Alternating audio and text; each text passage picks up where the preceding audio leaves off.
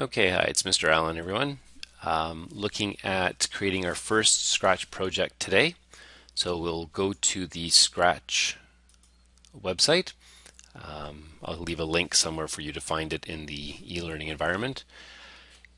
To begin, we'll want to join Scratch, so essentially create an account so that we can then make sure we save all of our information. All of our programs will be saved on the Scratch website, so it'll be there available to you wherever you go on, whether at home, on any other machine, and so on. Once you've joined, of course, the next time you come back, you'll come back to sign in.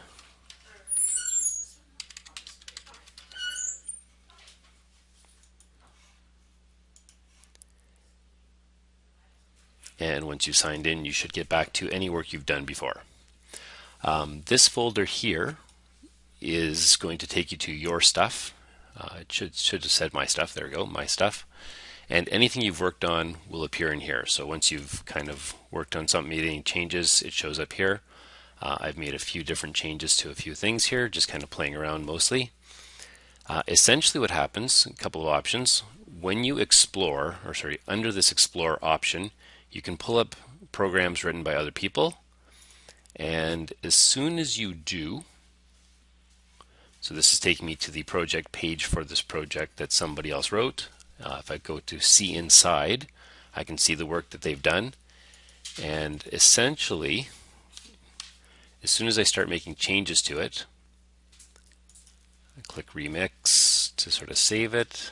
And I think it should appear now within my folder as well. So you see here now I have a copy of that with the modifications that I've made so that I'm not messing with somebody else's work. I've made a copy of it. They've shared it so that it's available to everybody to make use of. So it's a nice way to sort of take a look at things other people have done, get an idea of what you can do, and at the same time get an idea of how to do things if you've seen somebody else do it. When we want to create something new, of course, we click on create as I just did there.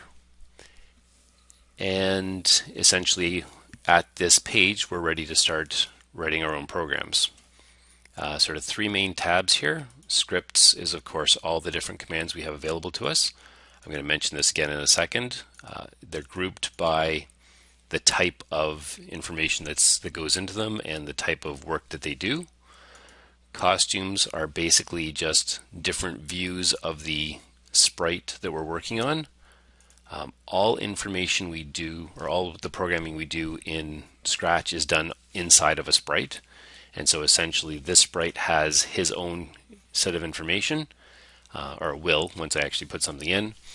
And so I'm basically telling him specifically what to do. If there are other sprites, I can either tell them all what to do or tell them individually to do different things. Again, we'll get there momentarily. And so these are the sort of the three main options here. Sounds, of course, you'll have a list of options here. That's not what I meant to do. You can record a new sound. You can choose a sound from the library. And basically whatever you've got loaded in here will happen or will be available to you to be added to your sprite. I'm going to also give you a link to this Scratch reference guide. This basically just goes over the blocks that are available to us. Green flag, of course, you sort of already know is going to just indicate the start of our programs.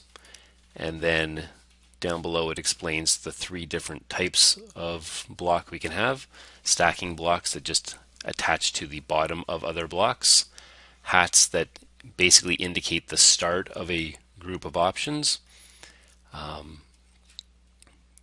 stacking blocks, of course, have the wrapping blocks, the C-mouth blocks they call them here as well. And the reporters are things that send information one direction or another to the computer, back to the person, and so on. We'll just get used to that as we go. The main reason this file is there is so that if you want to check, sort of instead of flipping around as I was just doing here, kind of looking for something, you could either print yourself a copy of this and maintain it, or just have it available sort of off to the side where you can quickly look and say, well, where do I go if I want to have something print on the screen? Oh, it's under the blue, the purple section here. I guess this is more of a purple section, so call this blue, purple, bright purple. I don't know, but again, the purpose is just to sort of have them available, so you don't have to flip around too much. You can look something up. So that's sort of just the bare bones of kind of getting started. I'm going to make another video in a moment to go through your first project.